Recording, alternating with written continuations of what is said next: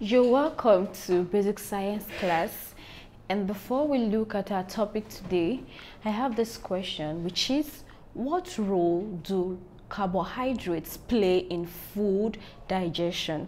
What role do carbohydrates play in food digestion? Most of us, we have been acquainted to the fact that we know carbohydrates to be energy-giving food right from our primary schools or basic classes and basic 1 to 5.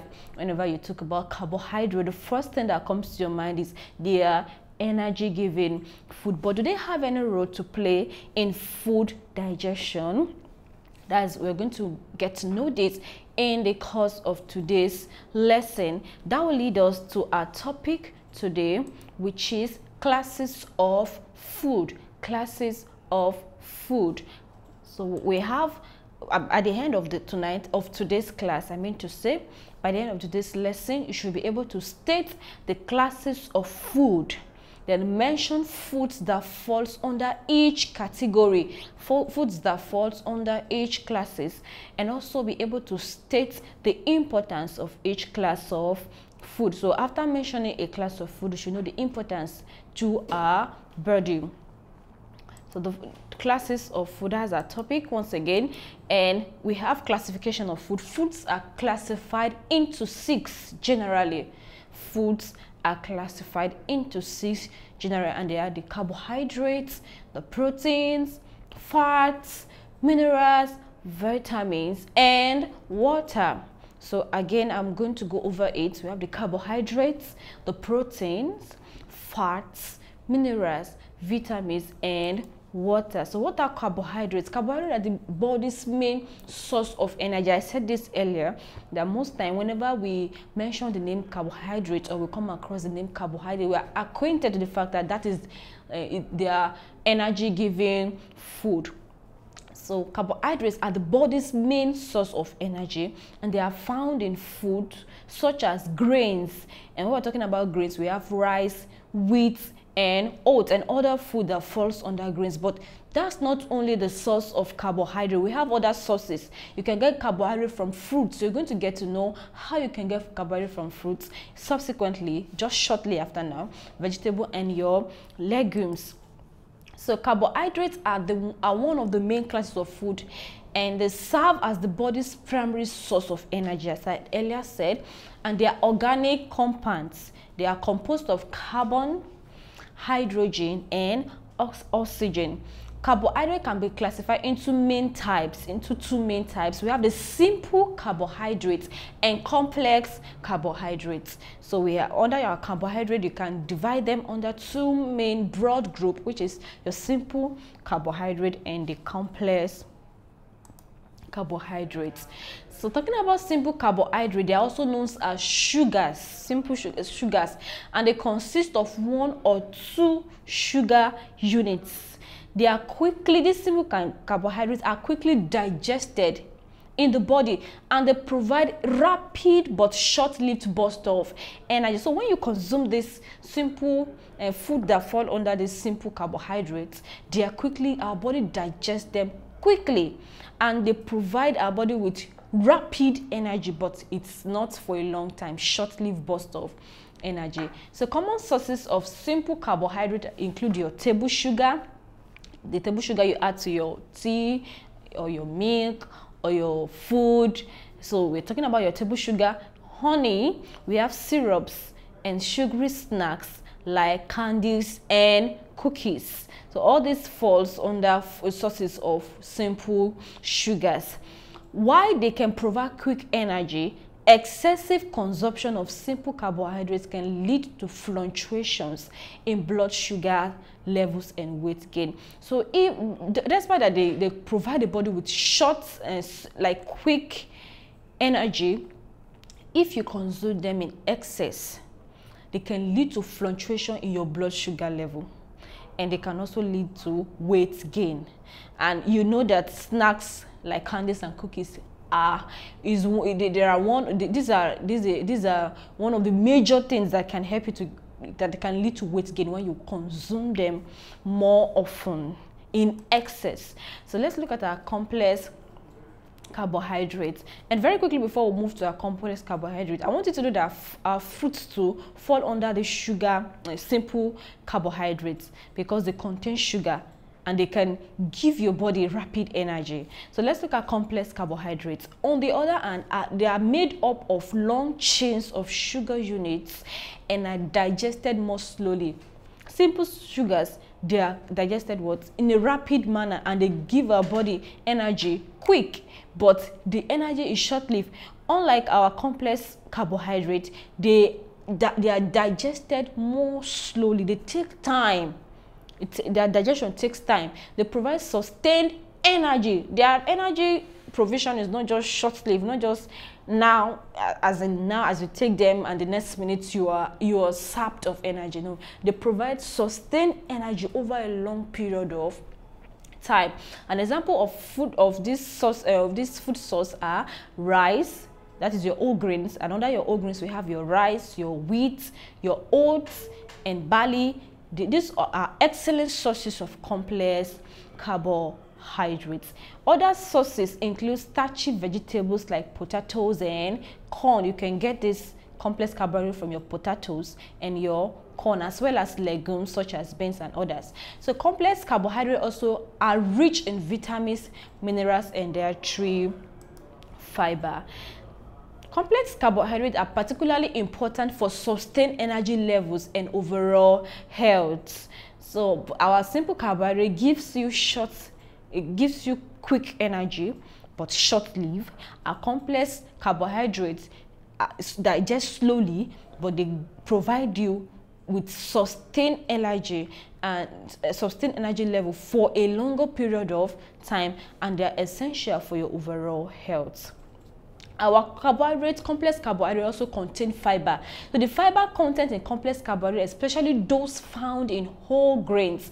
And when we're talking about whole grains, we're talking about your rice, wheat, oats, and other food that falls under this. So this fiber content in complex carbohydrate, especially those found in whole grains, plays a significant role in digestion. Do not forget that our induction question was, what role do carbohydrates play in food digestion? So the main constituents of carbohydrate that plays a role in our food digestion is your fiber content, and these fiber content are especially found in whole grains, and we're going to look at the benefits of these fibers. Number one is its improved digestive health. Fiber adds bulk to the diet, which aids in proper bowel movement and helps prevent constipation. There are some persons that for sometimes, maybe for a whole week, they might not visit the toilet, they might not visit the restroom, they cannot excrete, and that's because they don't have proper bowel movement. But when you consume more of carbohydrates that contains fiber, they aid in proper bowel movement. It promotes regularity and keeps the digestive system functioning optimally. Number two is feelings of fullness. Fiber-rich foods are generally more filling and can help control appetite and manage weight. When you consume fiber-rich food, they help to control appetite, and they also manage your weight, because now you feel full when you just eat small quantity of such fiber-rich food. You feel full, and that it has controlled your appetite. You are not asking for more, and when you are not eating more of it, you are also managing your weight. It helps you to manage your weight. They take longer to digest, promoting a sense of fullness and reducing the likelihood of overeating. When you're feeling full, when you're already feeling satisfied, there's no point in searching for more food or trying to stuff yourself with more food. So it's reduced the likelihood of overeating. Number three is blood sugar management. Blood sugar management. Complex carbohydrates, with their slower digestion and absorption, have a gentler impact on blood sugar levels compared to simple carbohydrates. You know, simple carbohydrate provides energy to you quickly. They have excess and they provide the energy quick, and if they are in excess, you excrete them.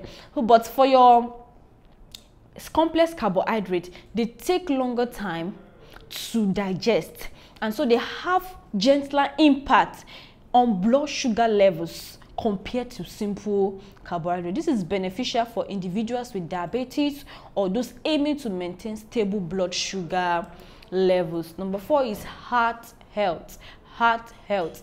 A high fiber diet, particularly from whole grains. By now you know what your whole grains are when you're talking about your rice, your barley, your oats, and other food that falls under the category of whole grains, has been linked to a reduced risk of heart diseases.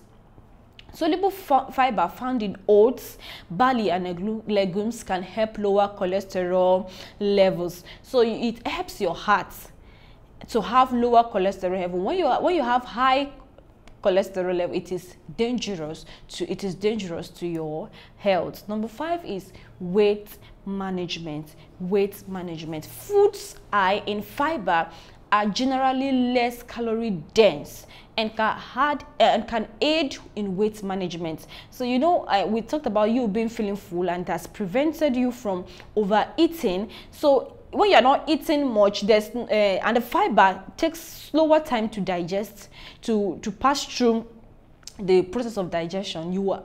There's every probability that your weight will be managed, because you are not taking excess food, you're not taking excess carbohydrates that can add more to your weight. They require more chewing and take longer to eat. Unlike when you have your honey, you just put it in your mouth straight up and it's into your stomach for, you know, digestion occurs, or your sugar, your table sugar, and others that fall under this simple sugar. But your carbohydrate, like your rice, you chew. By the time you take to chew a spoon, it's that time you would have swallowed your honey by that time, and everything has started. But now it takes longer time to eat, and it helps to control portion size and prevent overeating. It helps to control portion size and prevent overeating. So now we'll go over to protein. Don't forget, we are considering classes of food, and we said there are 6 classes of food: carbohydrates, protein. Now we're in protein. Proteins are essential for the growth, repair, and maintenance of body tissues. Your proteins are very essential for the growth, not only that, the repair and also the maintenance of your body tissues. They are made up of smaller units called amino acid. And protein-rich foods include your meat, your fish, your poultry, eggs, dairy products, your legumes. And when you're talking about your legumes, you're talking about beans and lentils, and also your nuts. These are all rich sources of protein. When you take in these foods, you will get protein from them. So proteins are essential macronutrients. If you were to listen to our previous class on food and nutrients, you should know what macronutrients are and what micronutrients are. And you know that carbohydrate also falls under macronutrients. Same with protein and our fats too. So proteins are essential macronutrients that play a crucial role in the growth, repair, and maintenance of body tissues. They are made up of smaller units called amino acids, which are linked together in various combinations. There are 20 different amino acids that can be arranged in different sequences to form a wide range of proteins. So we have a protein-rich food. They come in 2 different sources. You can get them from 2 main different sources. We have the animal source and the plant source. So your protein-rich food can either be gotten from animal, or they can be gotten from your plants. So we're going to look at animal source. Animal sources include meat. So you can have your beef meat, your beef, that is the one you got from cow, your pork, the one you got from pig, and also lamb, and other meat source. Then you have poultry. From a poultry you can get such as chicken and turkey. You have fish, eggs, and dairy products such as milk, yogurt, and cheese. All these are animal protein. They are gotten from animals. The source of these proteins are animal. And we have the plant sources. We have legumes such as beans, lentils, and chickpeas. We have nuts, seed, and others. These are all gotten from plant sources. So it's as simple as, when you're talking about protein, it's that you get it from, you're getting them from your animal, or you are getting them from plants. Any protein that you get from plant, from animal source, they are animal protein, animal rich protein. Any protein you get from plant source are plant rich protein. The different protein sources contain varying types and amount of amino acids. Some proteins are considered complete proteins, which means they provide all 9 essential amino acids that the body cannot produce on its own. There are 9 essential amino acids that our body cannot produce, and there are some proteinous food that gives us this.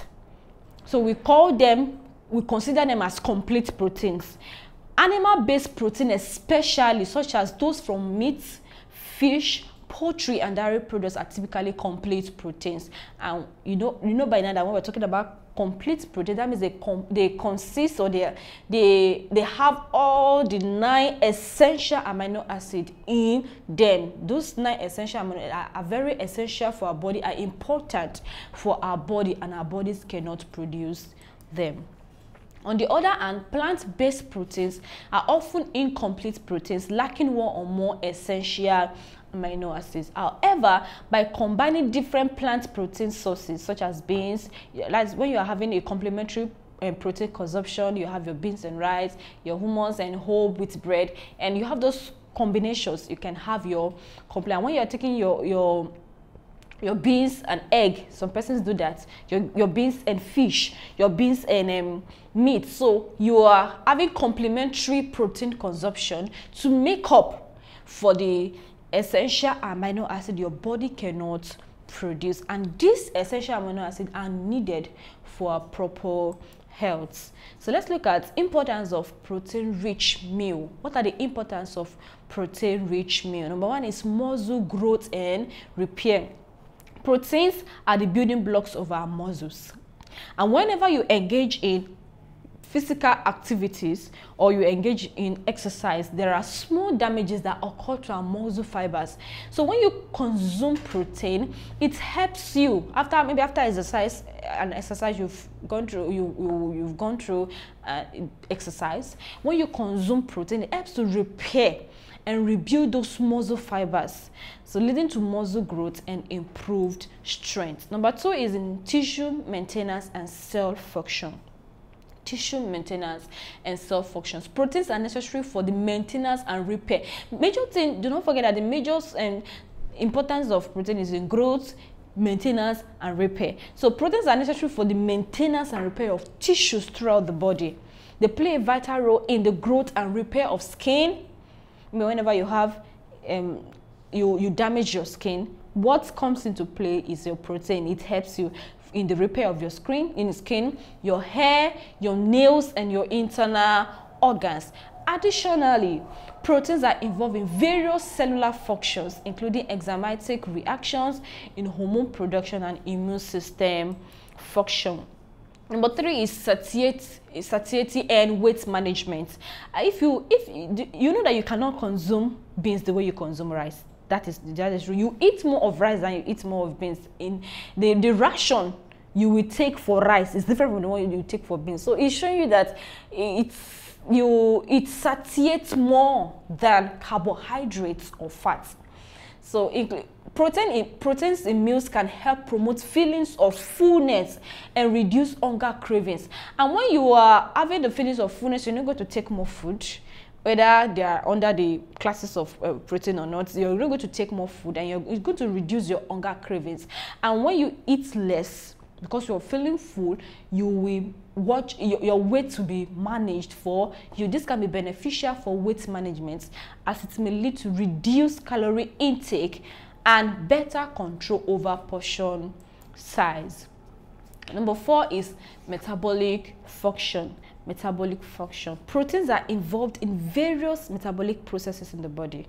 They help maintain healthy blood sugar levels by assisting in the regulation and release of insulin. So when you take in protein, it helps in metabolic function, especially to maintain healthy blood sugar level by assisting the regulation and also the release of insulin. Protein also, insulin is an hormone, is a hormone that helps to regulate the your sugar level. So protein helps in this too. Proteins also contributes to the production of enzymes, which are crucial for digesting food, metabolizing nutrients, and facilitating chemical reactions in the body.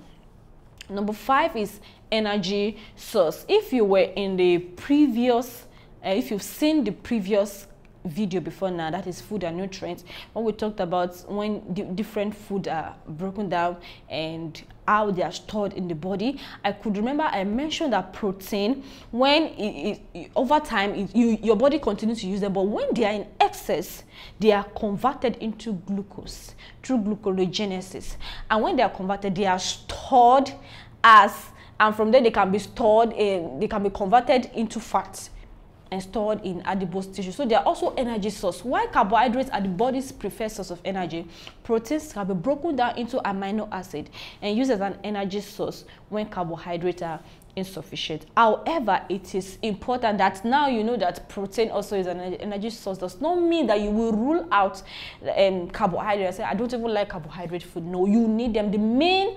energy source of food for the energy for the body is carbohydrates. So the primary role is not energy production. Primary role of protein is not in energy production. It is in growth, repair, and the maintenance of our body. So you must consume adequate carbohydrates for optimal energy levels.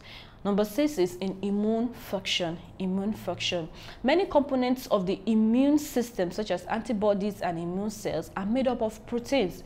So when you consume an adequate amount of protein, it supports the production and maintenance of a strong immune system. So it helps your body to helping the body defend against infections and illnesses. Number 7 is nutrient absorption.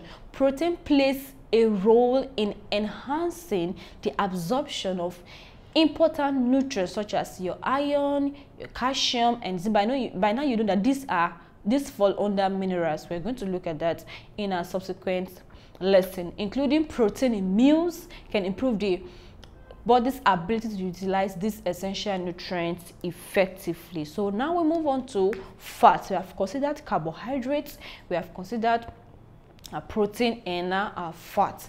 And I hope you can remember that carbohydrate, protein, and fat they are categorized under macronutrients. That is the nutrients that are needed in large quantity in our body. So now move over to fats. Fats are an important class of food that provide energy, assist in the absorption of certain vitamins. I remember in the previous class, if you've seen that video, I'm talking about food and nutrients, we talked about fat soluble. So the fat soluble vitamin.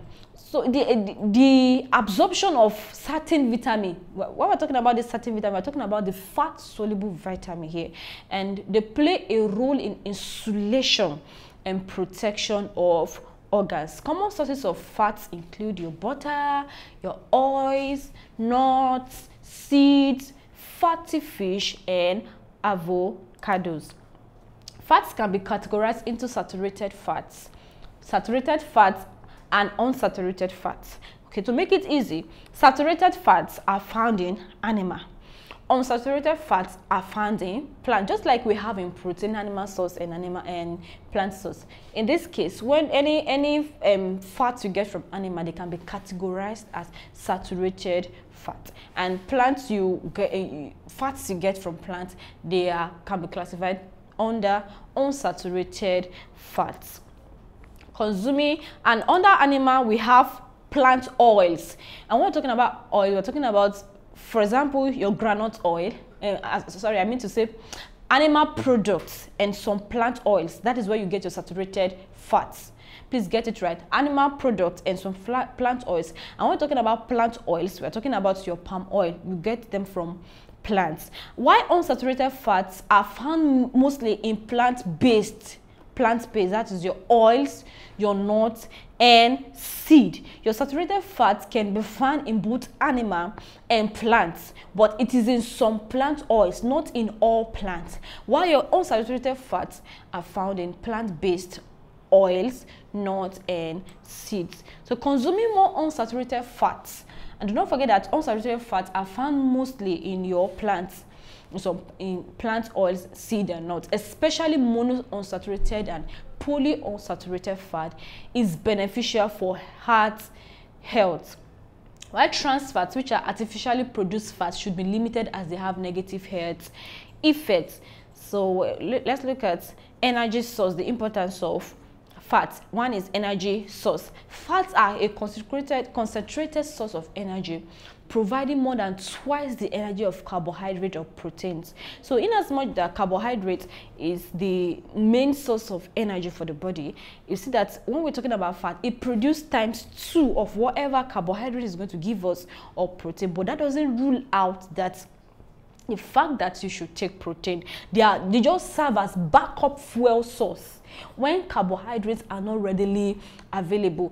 I remember in the previous in the food and nutrients class lesson, if you've listened to it, I said that the fat are stored in the adipose tissues, and they are there for long-term reserve. So whenever you are into long fasting, your body can take that as a source of fuel, a source of energy for the body for the meantime, till you can get the right source of energy. So the fats serve as backup fuel source when carbohydrates are not readily available. Number 2 is in vitamin absorption. Certain vitamins, including vitamins A, D, E, and K, they are called fat solubles,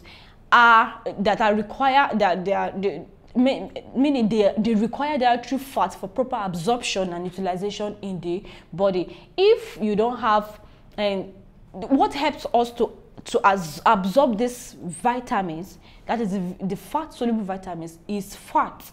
For proper absorption and utilization in the body, you need fat. Fat help transport these vitamins and support their absorption. Number 3 is insulation and organ protection. Fat acts as an insulating layer, helping to maintain body temperature and also to protect vital organs from impact and shock. When we're talking about insulating layer, that means it helps in maintaining your body temperature. So it helps your body temperature, and it also helps to when we're talking about organ protection, it helps to protect vital organs from impact and shock, such as your heart. So fat helps in the protection of some vital organs in the body, and also in insulation, that is in maintaining your body temperature. So today we have looked at the classes of food, and I said that foods are classified into 6, and we mentioned the carbohydrate, the protein, fat, the vitamins, minerals, and water. And we have looked at 3, that is carbohydrate, proteins, and fats. And in a subsequent class, we're going to look at minerals, vitamins, and water. And hope you know that you can remember that your carbohydrate, proteins, and fat falls under macronutrients. That means your body needs them in large quantity. And from what we have considered so far, you know that our body needs this. If you want to survive, you actually need these classes of food in their right proportion. So very quickly, we're going to look at the Examguide app and look up some questions there relating to what we have learned today. So our topic of interest is classes of food. So you click and you get started. So we have the first question is, butter is a source of A. That means they want you to classify butter now into one of the 6 classes of food. We have A, carbohydrates, we have B, vitamin, we have C, fat, we have D, mineral, and we have E, protein. The right answer is C, fat. Butter is a source of fat.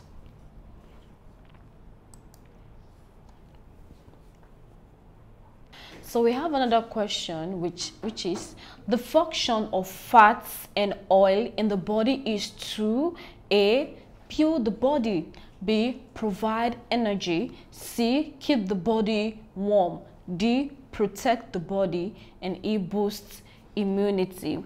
And I know when you're looking at these options, you might be tempted to fall for B, which is provide energy.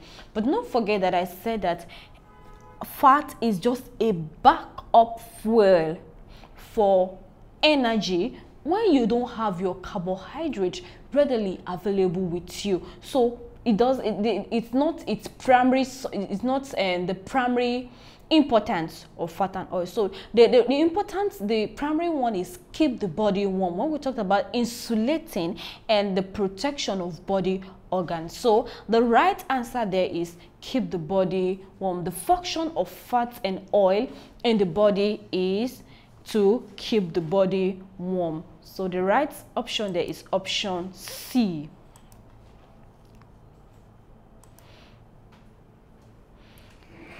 So I will look at another question, and after which I will leave you to consider other question by yourself. If you don't have the Examguide app, kindly go to the Play Store and download them. It will further assist you. So I'm going to be taking the last question. There are many questions there that you should try out for yourself. So the last one at my end, but not for you. I expect you to still check the other questions. How many classes of food are contained in a balanced diet? How many classes of food? That is, they're asking you for the classification of food, the classes of food. We have A, 5, B, 4, C, 6, D, 2, and E, 3. So the right option there is option C, which is 6. We have 6 classes of food. That is the carbohydrate, the protein, the fat, and oil. You also have the vitamin, minerals, and water. So the right option there is option C. Thank you.